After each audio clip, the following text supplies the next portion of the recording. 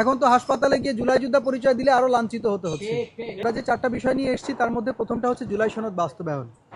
বাংলাদেশের জনগণ তাদের রায়ের মাধ্যমে এই জুলাই সনদ বাস্তবায়নের জন্য আমাদেরকে পথ দেখিয়েছেন এবং আমাদের বর্তমান সরকারের যিনি প্রধানমন্ত্রী তিনি কিন্তু নিজেই জনাব তারেক রহমান এই গণভোটের হ্যাঁ পক্ষে কিন্তু ক্যানভাস করেছেন এবং বলেছেন গণভোটে হ্যাঁ দিতে।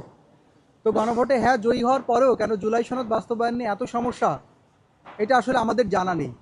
আর তাদেরই পক্ষেরই একজন উকিল যখন এটাতে রিট করে তখন এই কষ্টের জায়গা আর ধরে রাখার মতন কোনো অবস্থা থাকে না। দ্বিতীয় আরেকটা বিষয়, সেটা হচ্ছে আপনারা সবাই জানেন যে শহীদ যে স্থানে গুলিবিদ্ধ হয়েছে ঠিক সেই স্থানেই আমরা স্থান নির্বাচন করে একটা স্ট্রিট মেমোরি স্ট্যাম্প তৈরি করছি, যাতে মানুষ ওই স্ট্রিট মেমোরি স্ট্যাম্পটা দেখে তাদেরকে সগর্বে মনে রাখে এবং বুঝতে পারে যে এই দেশ আসলে কিভাবে ছিল আর এই দেশকে ফ্যাসিস্ট মুক্ত করতে এই মানুষগুলো কিভাবে তাদের জীবন দান করেছে।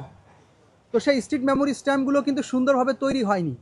স্ট্রিট মেমোরি স্ট্যাম্প তৈরির যে মিটিং ছিল, ডক্টর ইউনূস স্যার যেভাবে বলেছিলেন, ইন্টিরিম সরকার যেভাবে ওটা বাস্তবায়ন করার কথা বলেছিলেন সেভাবে কিন্তু কাজ হয়নি।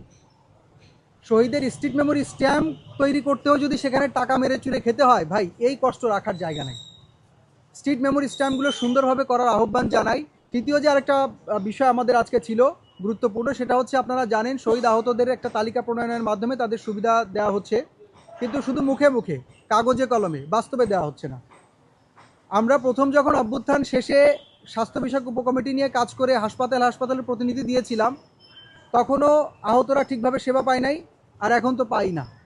এখন তো হাসপাতালে গিয়ে জুলাই যোদ্ধা পরিচয় দিলে আরো লাঞ্ছিত হতে হচ্ছে।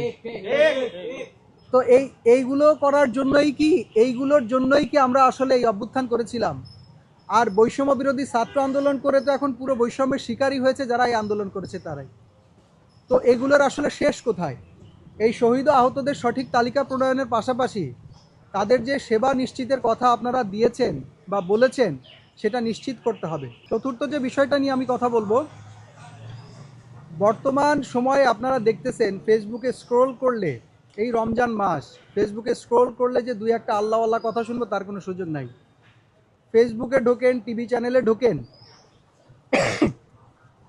প্রথমেই দেখা যায় যে কি পরিমাণ হত্যাযজ্ঞ দেশে চলতেছে, এরপরে দেখা যায় যে শিশু ধর্ষণ চলতেছে এবং কোনো একটার কিন্তু সেই সঠিক বিচার কিন্তু হচ্ছে না। আর এই বিচার হচ্ছে না বিধায়ী কিন্তু পরবর্তীতে আরেকজন অপরাধী সে অপরাধ করার সুযোগটুকু পাচ্ছে।